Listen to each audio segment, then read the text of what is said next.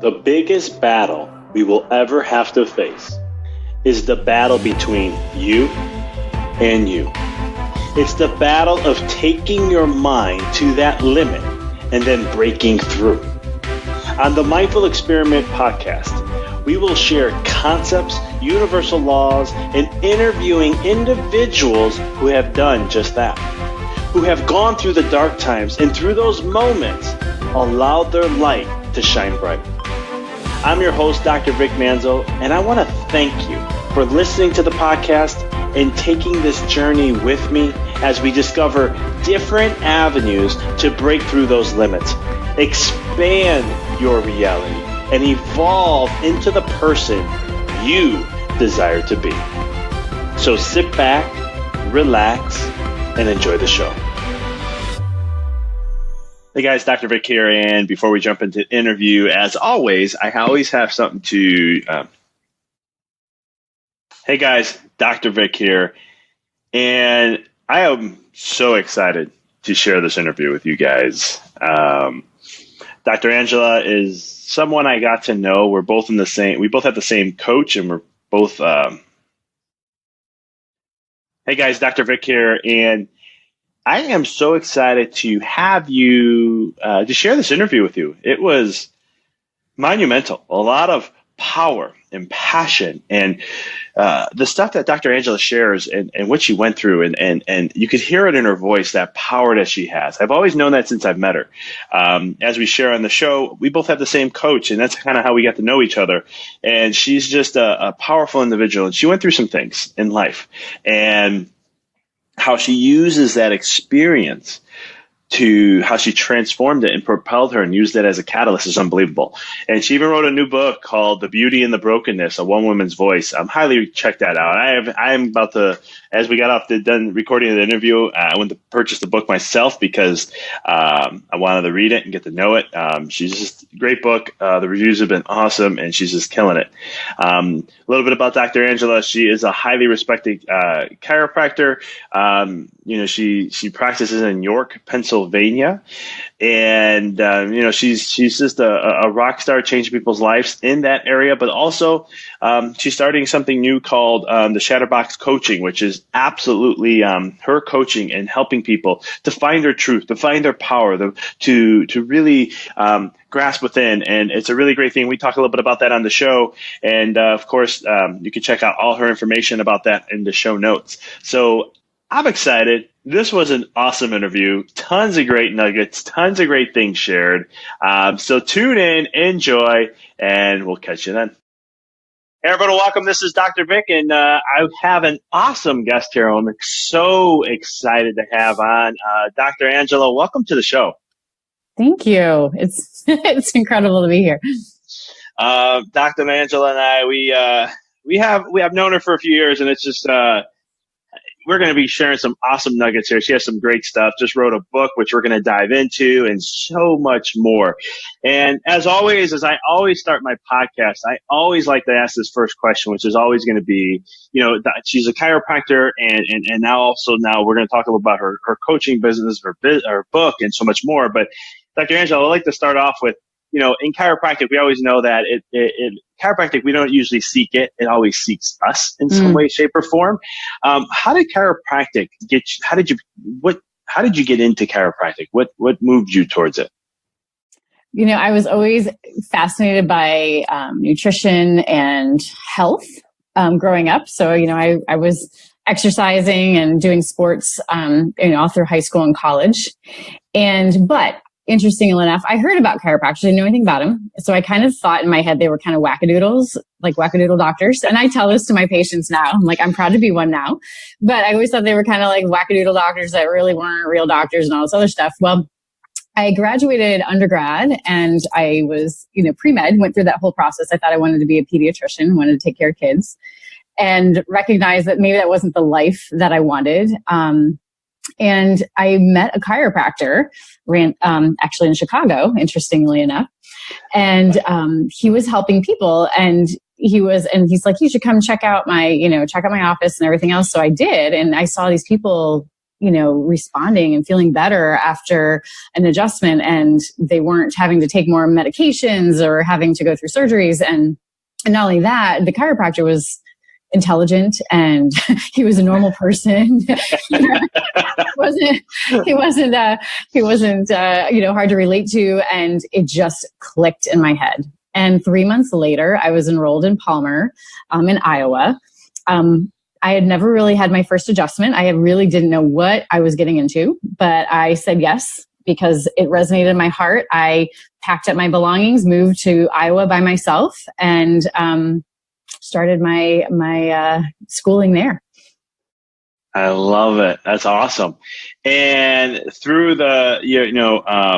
one of the things I wanted to bring up is like through that experience, now that obviously beforehand, that whole shift of seeing the doctor doing all these things that are besides, did you think back then it was like neck pain, back pain, and headaches? What was your thought process of what chiropractors were? Yeah, I was definitely much more medically minded. At that time, I was thinking, mostly pain relief. It wasn't until after I got out of chiropractic school until I really understood the meaning of chiropractic. I was one of my colleagues who happens to live in my neighborhood. He was taking a walk and we met each other, and he was telling me about actually coaching and these different coaches and how they help people and in the chiropractic world, but also talking about how really working on taking care of subluxation and really increasing the vitality of the body. It was so much different because the office I was working in right out of school was much more pain based, and it reflected in the energy of the office. And within a few years, I realized this isn't where it's right for me. And when I opened my own business about 8 years ago, created a whole different dynamic. And it is so much more fun to be practicing when we're turning the power on the body and working with kids and really just trying to, be light for people that are, struggling through the day-to-day life. So true. And I know there's always this weird view, at least I know in Chicago, in the area, in my community, when someone's like, have an adult in the office and they see like a bunch of kids running by and they're going, why would kids need an adjustment? Like, what's the purpose behind that? You might just tap it into that a little bit. Like, why would you adjust a child? Right. Well, think about what happens when they're in the womb, right? They're compressed for 9 months and then they come out either a very small opening or through a small incision in the abdomen, depending on how they're born. Puts so much stress on those little spines, and that can lead to their first subluxation. That stresses that nerve system that needs to function. And we are all designed to be healthy. And that's something I think which is so misconstrued in our culture, right? We forget, we hear about all the things that we need to do to take care of, all the illnesses and aches and pains versus, hey, what do we need to do to make sure our bodies are as healthy as possible and express it full 100%. So when I tell patients, I just say, hey, think about being, in this tiny, small space and being pushed out a very small opening. Imagine what it's doing to that tiny spine and what it can be doing, what kind of stress it can be putting on it. And by doing a very gentle correction, how powerful it can be. And of course, I've seen lots of amazing things that have happened with kiddos that we get to see in our office. And once they understand it, they're like, oh, well, I guess everybody should get adjusted. Yeah. There you go. Exactly. It's pretty awesome. And don't you find it cool too, like how kids just resonate with it? Yeah. Like when they get adjusted, they like just all of a sudden, like within a couple of visits, they're like, I love it. I want to get adjusted. And sometimes you have kids like families where the kids will like fight who's going first. You ever experience that? I have. Well, and then the other ones, I'll have the parents say, oh yeah, so my son was playing chiropractic on his sister at home. I'm like, no, let's be careful. But it's so cute because a lot of times the kiddos want to help when I'm checking the parents too. They're like, oh, I want to do the leg check or, check their legs, make sure they're even and balanced. And, it's very cute to see that. And of course, when we adjust children, I tell them it's like a dance, right? Because no two visits are the same, especially when they're babies and toddlers and they have their own agenda. And so one thing that I think is always fun when adjusting kiddos is that you're constantly on the move and kind of reinventing your style in order to work with the kids that, may not necessarily understand all the rules or not so much rules, but how to lay down on the table and go through the process. But it's a lot of fun. I love it. That's so awesome. So awesome. And so I know you're doing awesome with that, but I wanted to, dive more deeper. I know you and I, we've talked so many times in the past about all this kind of stuff, but you're kind of also not only being a chiropractor, but you're kind of shifting gears a little bit too, and you do some coaching. What got you inspired or looking into want to inspiring individuals in their lives outside of just doing it with chiropractic and health? Well, just like you, I've had a coach myself for quite a long time, Dr. Troy. I've actually been coached for almost a decade. Oh, wow. Okay. Yeah. So I started with... Oh, sorry. I was just going to say, just FYI, guys, we have the same coach. So yes, we do. So anyhow, sorry to interrupt you, but go ahead. That's okay. And I started with him in 2009. Oh, wow. Okay. I had a coach for a little while before that as well. And so I've recognized, and so when I started going through coaching, it really helped me feel more streamlined, especially when you're starting a business. And for me, working mama, there's a lot of different balls in the air, and allowed me to still have balance with that and connection, and not completely losing my mind through that process. And so it has really resonated with me as I've gotten a little bit through the process. Looking forward to. Go ahead. I'm sorry. She's like entering the door, and I'm like, "Hey, Veronica." Go ahead. I'm sorry. All good. That's how life is. Yeah. Just like adjusting kiddos, things just happen. Yeah. So with the coaching, I've had such an amazing response with my own journey with it, and but what's been so powerful is because of the journey I've gone through over the past few years, which I'm happy to share with in a bit.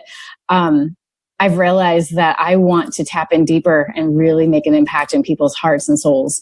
There are so many people that are just getting through the day. And I've had so many, and my heart really resonates with working women because I am one, is so often I'll have a woman on my table telling me that she doesn't know the last time she did something for herself, or that she is just overwhelmed and is overstressed and overworked and is not having support at home and not feeling fulfilled and just getting through the day.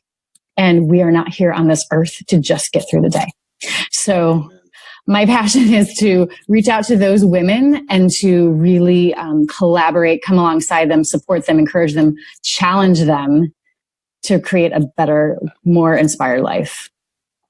I love that. And we'll dive deeper more into this coaching thing, because I know this is kind of leading into your book already, and I know you have a story behind that. So I'm going to jump around a little bit here, but I'll Sure. tie it all together in the end. So let's dive into there's a story that you're getting into coaching, and you got the book that you've written. Tell us a little bit about it, because I know it's a very powerful book. I have not read it yet, but I will be. I'm very excited to read it, because I know it's just going to be awe-inspiring for anyone that reads it. So share a little about what's the book about. So my book, which is called Beauty in the Brokenness, One Woman's Voice, begins with my journey with my first husband, Josh, on July 1st, 2015, when he was rushed to the hospital with abdominal pain. And within 2 weeks, we found out that he had stage 4 cancer in his bowel that had metastasized to liver, with a 4 months of prognosis. And the journey that I talk about is really how he decided to shift his life, because he was not in the most, he didn't have that work-life balance thing going on. He was a workaholic. He looked amazing. He was a marathon runner, was the epitome of looking good superficially, but, wasn't sleeping, was eating poorly and different things like that. But he chose to truly live and make massive shifts in his life, and was absolutely amazing and inspiring during that journey. And went through all the different types of traditional and non-traditional methods to take care of his body, which initially he responded beautifully to. But ultimately, 10 days later, he did pass away, but with such grace and dignity. And I didn't realize how that was going to affect my life. So, obviously, it was monumental. But I didn't realize I was going to be able to continue to move forward. And he died with such peace and beauty, and it was unbelievable. And so my book is about that journey that we went through, and it leads up until the point where I meet my new husband, Paul, which again, I challenged all of my preconceived notions of how life was supposed to be, right? Like you get married, you have your 2.1 children, white picket fence and 1.2 dogs. Yeah. And it all went to hell, literally. But here I am, remarried, figuring out being a stepmom, and which is going to be the next chapter. But the book talks about going from when Josh got sick to the day I meet Paul, and kind of that whole journey of just emotionally. And I really tried to be as open about how I felt during that process. And I want people to know that even though I was functioning and doing everything, there's still a lot going on. But the thing that was really amazing is that there was a lot of beauty in the whole process of all of it. And that was completely unexpected. And I always, that's the thing I love about life, right? You get this, life will you get to go through these dark moments. And, I always talk about the contrast. Everything in life is a contrast. And you look at the sky, and you can't see, or you look in the universe, and you can't see the stars unless you have darkness. If it's all light, you see nothing. But if you have darkness, then you can see stars, planets, nebulas, whatever you want to look at, you can see all that. Going through that dark moment for you, it was the light. How did you, going through that, what was like the greatest lesson that you got, or what's the greatest epiphany or triumph or aha or takeaway that you received?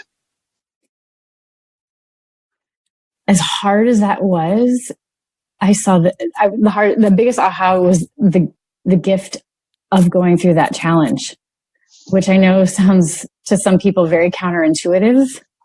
My husband died with grace. He found a faith that I never thought he would ever have before he passed, and had this incredible just love and peace in his heart that it was absolutely beautiful. People would come to the house to talk to him thinking they were going to be like devastated because he'd be all, miserable. And they left with a greater light in their eyes when they would leave after talking to him. He showed me that loss of, people, our loved ones dying, one, isn't the end of the world. It is a massive opportunity for growth and understanding and deeper meaning. And I have found that as I have processed the loss of him physically being with us, that it's given me the gift that, wow, we just have right now, and why not go forward and take chances and to live life completely. And I'm experiencing a life that I never thought I would. And I give a lot of that from the journey I had with him. And I learned so much with him, and now I'm learning so much more with my new husband. But it's, I didn't realize that you could grow so much through challenge, because I never had a significant challenge before. My life was pretty, quote, perfect. It was all planned out. We were good. We didn't have any major challenges. We had healthy children. We were financially stable. And Josh made sure that we were in a good place to move forward, to be successful. He wrote a 4-page document of what to do after he passed. So I had all that, including his obituary. I mean, he thought of everything to make sure we were as successful moving forward as possible. And we have 2 boys, Justin and Carter, who are now 13 and 10. They have been incredible. We don't give kids enough credit, for the ability for resilience, but my kiddos have been amazing.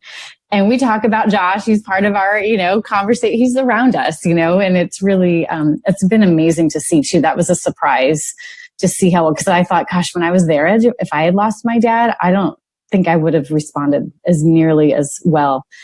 But Josh also told everybody he wanted to make sure we were going to be able to move forward. And he also told everybody that it wouldn't be long until somebody would come into my life.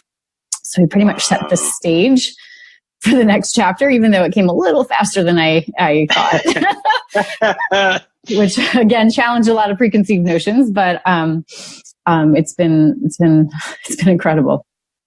I love it, and I just did a recent podcast about control and uncertainty, and how humans, just for some reason, we love to control things. We want to have a control on all that we do, people, individuals, situations, as much as we can, and we fear that uncertainty. And here it goes, life just bam, uncertainty comes. And yet you're looking now back going, I just can't, it's more than I ever thought,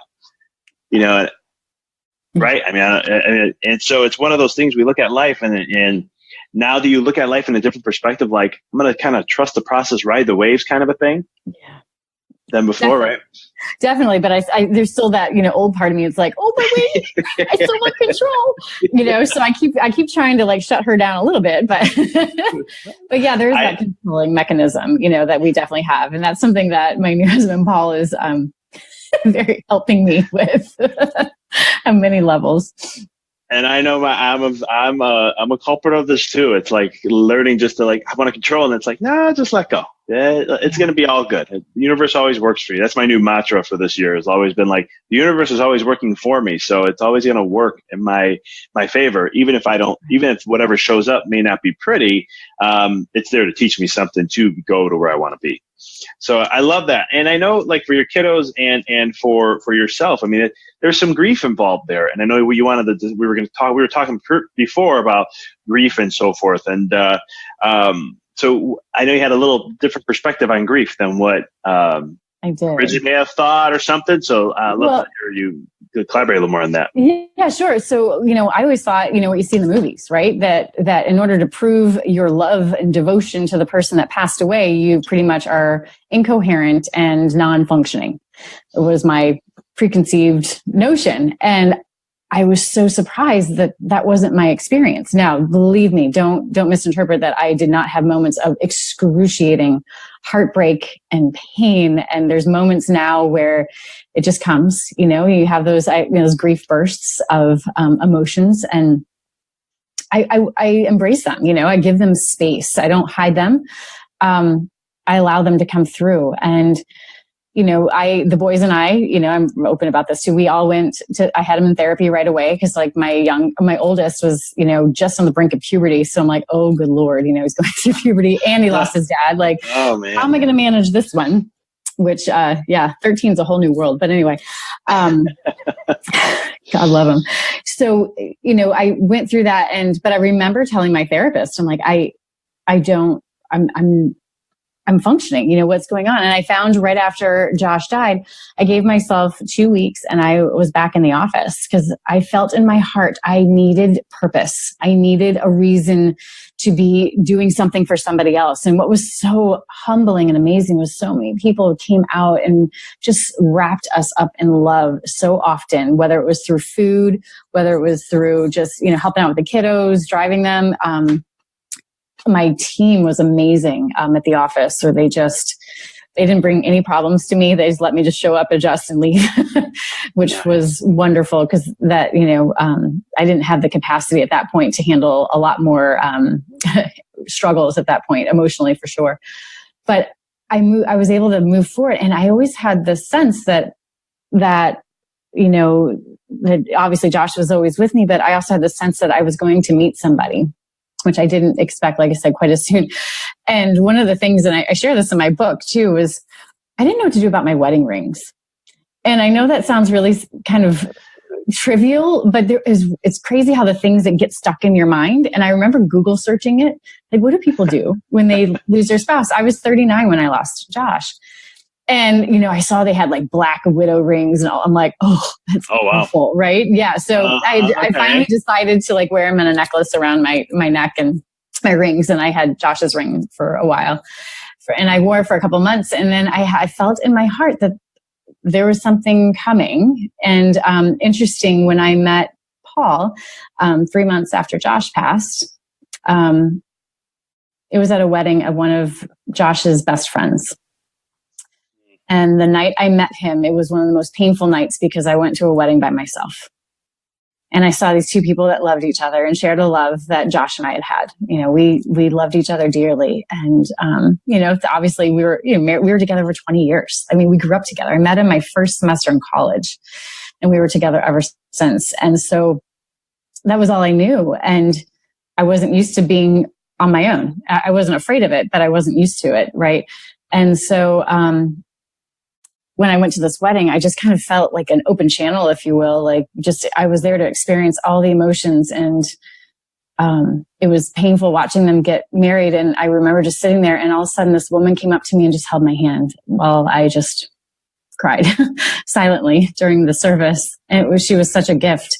And I remember later that night just going through, and I decided to just embrace the evening and enjoy. And I would take moments to go sit by the water and cry. And then I would go and dance and enjoy and engage and take my moments.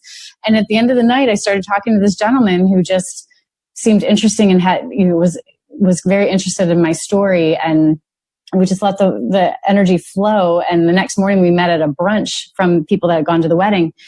And I felt this energy, and I was like, oh, good Lord, I don't even understand what that is. I don't need any parts of it. And I tried to get away from it. But I knew as I was driving home from that weekend that there was something going on. And and what was nice is Paul lived 2 hours away. So we just got to know each other over the phone. And one of our first dates, we went out to dinner, and our waiter's name was Josh. And it was almost like Josh gave us a sign, like, yes, this is the next chapter. And it was crazy and scary. And, but yet again, not the trajectory I expected. I certainly wasn't looking to get into a relationship. I certainly was fine on my own in the sense of I don't need a man to keep me moving. But it just, all of a sudden I was brought a partner and somebody that, just want to be a part of, each other's lives, to support each other. And he has a son too, who's 12. So that we can, raise our 3 boys together and really move forward in a totally different, beautiful trajectory of life, wherever it takes us. I love it. And I always tell people too, like when someone passes on, and I know we discussed about this before, It's a little over almost a year ago now. When you were sharing the story with me, and I was just like, hey, that's definitely Josh knocking on the door saying, hey, I'm nudging you. Here you go. Yeah. I'm going to keep throwing this in your face. And you maybe question, did you have any, because you said you had a lot of feelings of you knew you were going to find somebody or meet somebody. Did you have some self-doubt with that? Did you judge your intuition? Did you judge that at all? Every day, many times a day. Oh my gosh. Are you kidding? It's interesting. I connected with a spiritual healer, and since I had met Paul, and she told me, even since we got married, she's like, that was really brave of you both. That not in a bad way, but she's like, just because of all the challenges, that you guys have gone through. And my new husband had gone through a very painful divorce. So he was going through loss on his own. But it was really one of those things that, again, I wasn't expecting, but it was terrifying because, again, I was with Josh for 20 years. I only knew my life with him, which was pretty well planned out and very settled, right? And then I moved to growing into a different relationship and figuring out who I was as a woman, not married to Josh anymore. And interesting, when I was writing my book, my editor, who is fabulous, asked me, she says, as you were finding your voice, which is, the tagline of my book, well, why did you want to give it up so quickly? And I said, well, no. That did not happen. That I, found a partner came into my life that allows me to express that voice in a way that is completely new and freeing and terrifying. I love it. And Josh knew on the other side saying, you're going to be, if you're judging this, self-doubting this, here we go. I'm going to, first date, boom, here we go. Now you know that, hey, this is me nudging as much as I possibly can. Well, we have a park bench in his honor. Yep. It's what he wanted, which I love. It is my sacred space. It's at a park nearby. The house is less than a quarter of a mile away. So that's my place. And when I was struggling with grieving him, being a single mom, entering into this new relationship with all kinds of feelings that I felt like a teenage girl all over again, which I had never felt that love. I didn't expect that at 40. So there were so many different things. And I would go to the sacred space, and he was right there with me. And, I would always feel, and I'm a woman of faith, so I would always be praying. And that's when I would feel a peace in the journey that, hey, everything is good. But that left brain and those preconceived beliefs that we carry from the moment we exit the womb, right? were so deeply ingrained. I was just like, gosh, you always have to, well, one, I thought that, when you're grieving somebody, you have to be incoherent for months. Right. And again, when we see in the movies but recognizing like, hey, this can happen. And as you can imagine, there was some pushback, in our families. But what was really a beautiful gift is Josh's parents were the most supportive from the beginning of our relationship. Oh, wow. That's awesome. They have been unbelievable, and they continue to do so. And I'm so grateful that we can maintain a relationship, I think, even deeper than before Josh passed, which is very special. They are incredible people. And having their support, how did it help you make that transition even easier? Knowing that they loved me, knowing that they weren't judging. They were, my mother-in-law, and so when Josh passed, it was right around Mother's Day. So this past Mother's Day was the second anniversary. And, for whatever reason, it was harder this year than last year. I think as I was thinking of her, losing, as I've lost Josh, but she lost a son who, right around the time of when we celebrate our moms. And, I reached out to her, and, we had, connection, stuff like that. But they, from the beginning, were just completely supportive. And she said to me one time, she says, my biggest grief for you when Josh died was I didn't want you to be alone. And I didn't, want the kids to kind of be on their own. Not, I'm not capable as a mom by myself, but, that just having that companionship / support, which was a big shift in our family dynamic. So, just so altruistic and just completely loving and supportive. It was very surprising. I actually took my children. We went to a bereavement. There's a bereavement center in York for children. Okay. And I took them there, and the parents would all be separated from the kids, and the kids got divided, and they do different activities, and they do a lot of rituals to honor their loved ones. It was a really, really neat program. And we would sit around as adults, and they would share stories and stuff like that. And the thing that was always surprising is, some of the people that had lost spouses had their in-laws telling them how they blamed them for the loss of their spouse, and just such toxic guilt that these people were not only grieving, but carrying that on top of it. It just made me realize and be grateful that, oh my gosh, in spite of the loss of Josh, I really feel like we have best case scenario. You know what I mean? Like we have good, healthy relationships, and we have, we have an amazing support network around us that, really set us up for success, and, less obstacles in that regard to move through. I love that. I think it's very vital and important, law of association, who you associate yourself with, right? Imagine if you had those toxic people around you, would you be where you are right now? Absolutely not. Absolutely not. And interesting. I had a patient tell me, I'm one of those like hopelessly optimistic people. Like that's just how I've always been. I look at the glass half full, and I know sometimes for some people that are more not that way, that can be really annoying to them. Very, yep. One of my patients who I've become, closer with over the years had said to me, more recently, she says, it kind of annoyed me how you were always so happy and positive, and you just seemed like you had no problems in the world. And she's like, now that you've gone through this, I feel like you have a deeper understanding, and she's like, I appreciate your optimism now because I know you've gone through some challenges. And it was kind of an eye-opening thing, that, I guess it's like we all have scars of life, and we can figure out how we kind of redefine who we are by how we go through them and what they teach us. And for me, there's so many invaluable lessons that I have learned and continue to learn through this journey. And sometimes I'm like, okay, can we just slow down the roller coaster for a minute?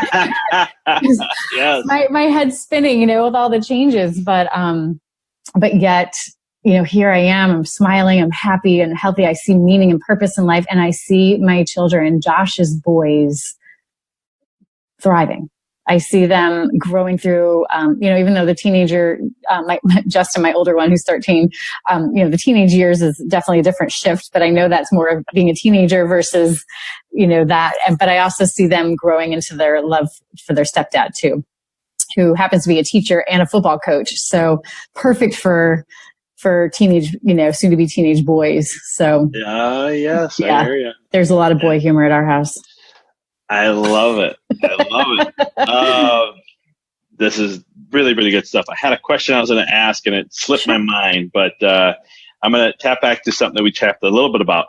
Because, I always talk about you go through the dark times and you go through these moments. Is there something that on a mindset level or something that you grasped or held on to that said, this is my truth and it's just going to have to get better or it's going to have to, where was your mind at in that process? Which part of the journey? I know there's a lot of them you have. Let's start with with Josh passing and when everything the world just collapsed for a second, and everything just stops and now you're very in that present moment.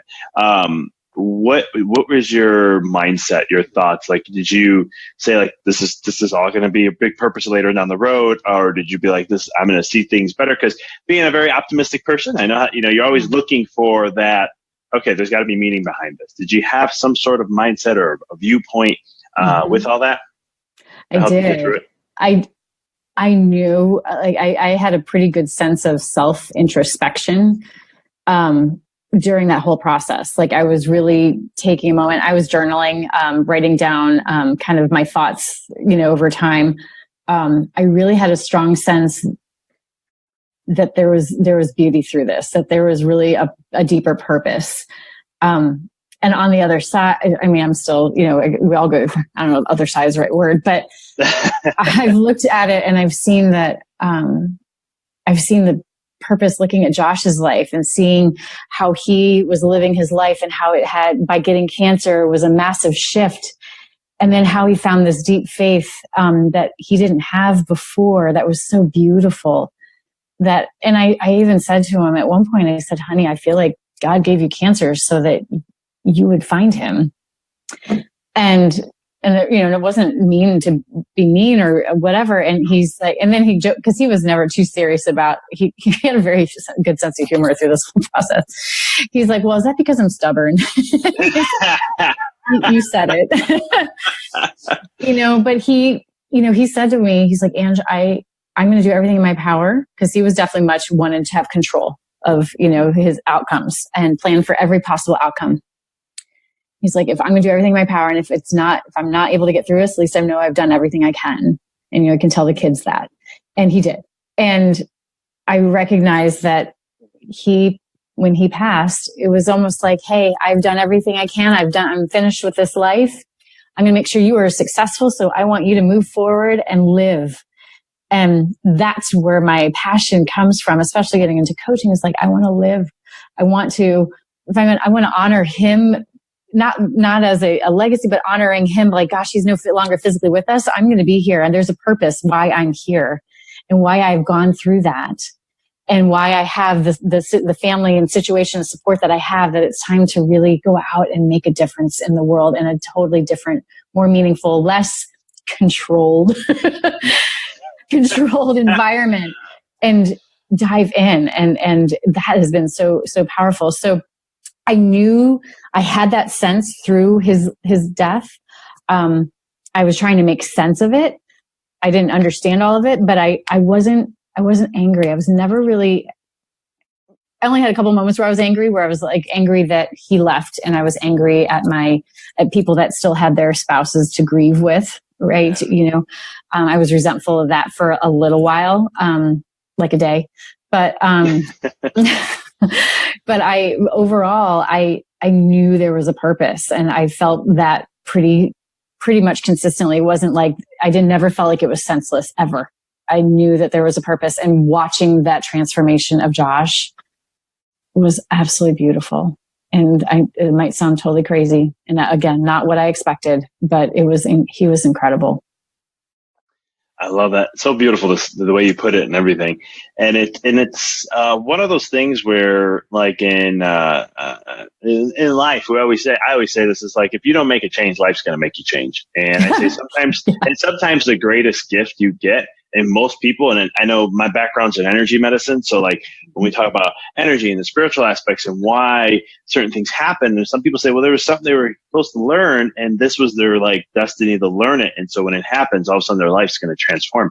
And there's so many people who get diagnosed with cancer, or they have a heart attack or something along those lines, and they make a massive shift in their life. And all of a sudden they're more peaceful or loving or whatever it may be. And sometimes the greatest, that's why I always teach, like the greatest darkness is sometimes the greatest light. It's just, there were signs along the way, and we get caught in life. We get stuck in our ways, if you want to say. And then life will just be like, wake up, smell the coffee. Yeah. This is what you've been trying to achieve while you're here in this life form. So I had that sense.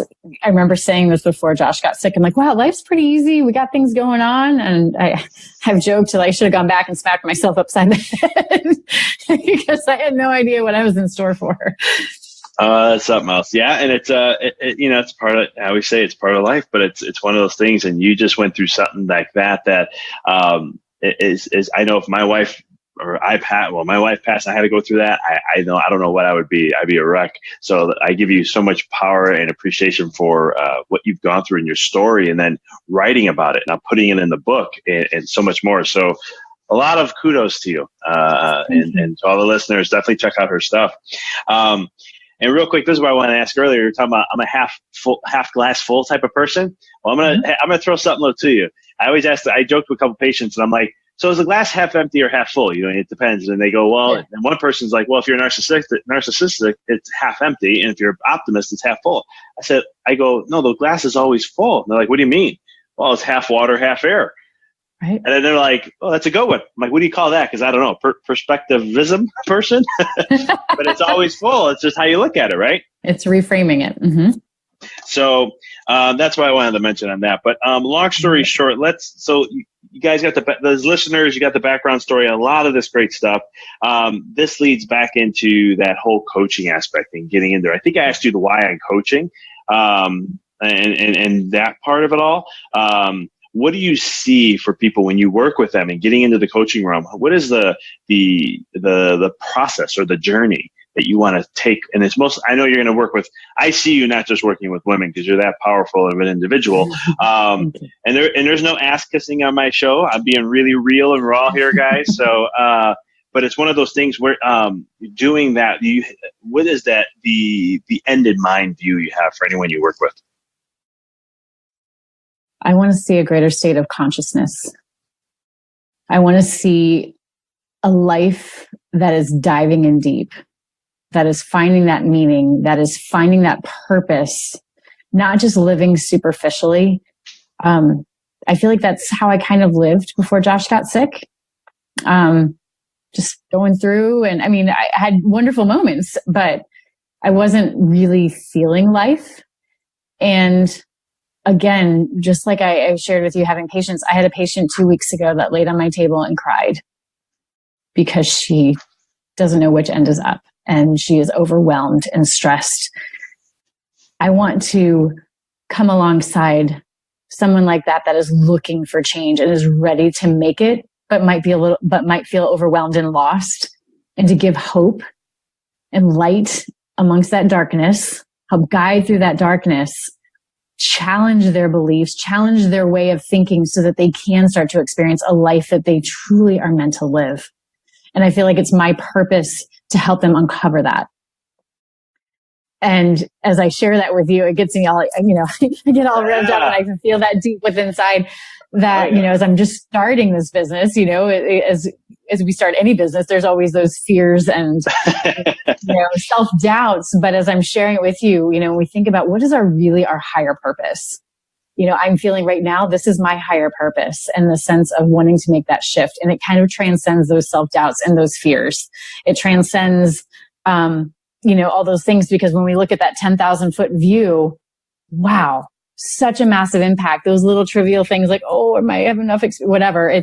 We all have the experience of life and how we want to bring it to somebody else. And I think when we stand up and share our voice in a way that is completely true to who our hearts are, who we truly are, that all of us have massive ability to have impact. We just have to uncover all the shit that we have on top of us that we've let stay there and it's gotten stagnant. And so really that process is uncovering those layers to find that person and pull them out through the darkness into the light so they can go out and help shift the consciousness of this world. Because I don't know about you, but I don't watch the news. Anytime I accidentally I click on the internet and all these terrible, things pop up in the news. I'm like, wow, we are being inundated with all this stuff day in and day out. Like, what kind of world are we going to continue to live in if we keep perpetuating this?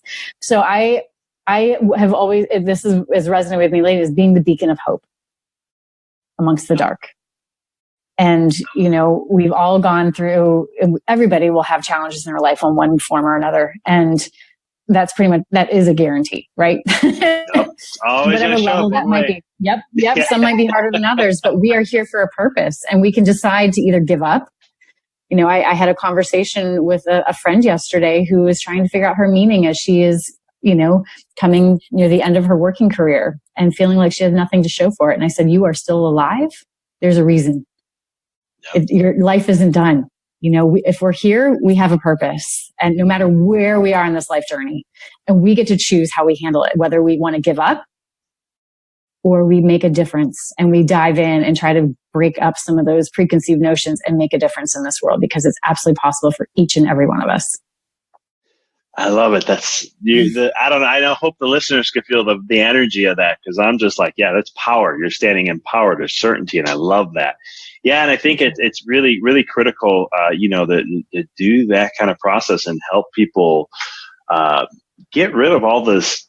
I don't even want to say superficial life. It's the life we're not really designed, not really experience, our humanness, our what we came here to do. I don't know if you have a different word for it than I do, but I don't know. I'm having a different. It's like skimming the surface, right? It's like getting your toe in the water, but not diving all the way in. I was a diver in college. So, it's either, do we want to do a shallow dive or we want to up and down and go deep and, go in the deep end. It's much easier to go in the deep end all at once. Not really, but rip the Band-Aid off quickly, but dive in versus sometimes we just want to edge and we want to stay in the shallow end because we're afraid of the dark waters and we just get our feet wet. And not saying you can't enjoy life, but is that really living? Is that really the purpose that we're all here for? Or is it to really dive in and really crack through some of those challenges, some of those deep-seated things that, I had no idea I had until I went through this process. Yeah, I love that. And that's yeah. And for me, I'm always like, that's life. How deep can we go? How much deeper down the rabbit hole can you go? How much more? And it is. I mean, I joke with our coach, Dr. Troy, I'll joke with him every once in a while. I'm like, man, I thought I hit the bottom of something. And all of a sudden I revisit back at it. And I'm like, I'm going another few miles deep. And I'm like, and it's just like, it's so unreal. And I always try to teach people that's life. You go through an experience, you learn from it, you heal from it, you grow from it. And then you go back and there's fine tuning. And I don't know about you, but the way I explain chiropractic sometimes is you go through when you start chiropractic, it's there's this whole massive momentum shift we have to do, and then with the brain and everything. And then all of a sudden I said, the body's going to go back and do some fine tuning every once in a while. And it's always going to have to fine tune itself. And that's what I call optimal care. But I'm always you have to fine tune because you're always dealing with stuff in life. And you can go deeper and deeper and deeper into different avenues. Yeah. I don't know if you agree or not, but yeah. Oh, 100%. So this really good stuff here. This is awesome. I know I'm going to definitely have you on again for sure. I know we have a lot more. We can dive into a lot more stuff here. But real quick, for all the listeners, how do they get a hold of you? And by the way, listeners, I'll have this all in the show notes. But how do they get a hold of you? How do they reach you? They can definitely email me, with any comments, feedbacks, questions, if they want any further information about any of it. My email is drangela at shatterboxcoaching.com. And that's shatter, SHATTER, boxcoaching.com. My website for my business, for my chiropractic business, is yorkchiro.com. But certainly email is the best way to reach out should they have any questions or comments or feedback or want any more information about some of the other businesses. I'd be more than happy to have a conversation. Love it. And are you on Facebook or Instagram, Yes. anything like that? I'm on Facebook, which anybody's welcome to come on, and I'd be happy to, friend request. I just downloaded the Instagram app for the first time ever yesterday. Ooh, so, all right. Yeah, right. I'm older than you, so I was a little slow on the uptake here. So now I have to figure out what my user or whatever name is going to be. So I have to think of something cool. My 13-year-old's on it, and he has a cool handle. So I can't, be outdone by my 13-year-old. And you have support. So one thing about your whole story, you've always had support around you, and so you got him to help you out with it. Yes, awesome. I do. True. So, and then your book again, one more time. Is Beauty in the Brokenness, One Woman's Voice. Guys, check it out. I have a feeling this is going to be like a bestseller, really. Your story is very powerful. I've heard your story. We've chatted about a year ago. It was the last time I think I saw you. And we had some good combos back then. So I know this is going to be a good one, and highly recommend get connected with her. Angela, this was a joy. Like I said, I'm going to definitely have you on again. There was more we could have dived into, and I'll definitely save that for another time. But I love it. So much fun, Vic. Thank you so much for the opportunity. And I want to thank you for being on. And until next time, just keep rocking and rolling. Keep shining your light, because, guys, I don't know if you could tell through this podcast, it's a very bright one. Awesome. Thank you again. Thank you for listening to the podcast. For past shows, please visit www.empoweryourreality.com. I hope this show inspired you and added to your life to help you on the journey to rediscover who you really are. To connect with us on Facebook, please visit www.facebook.com/Dr. Vic Manzo. Check us out on Twitter. The handle is Dr. Vic21. Follow us on Instagram, www.instagram.com/Dr. Vic Manzo. If you were inspired by the podcast, pay it forward by sharing it with someone who you know can benefit from it. Thank you again for listening to the Mindful Experiment podcast, sharing paths to help you rediscover your infinite potential.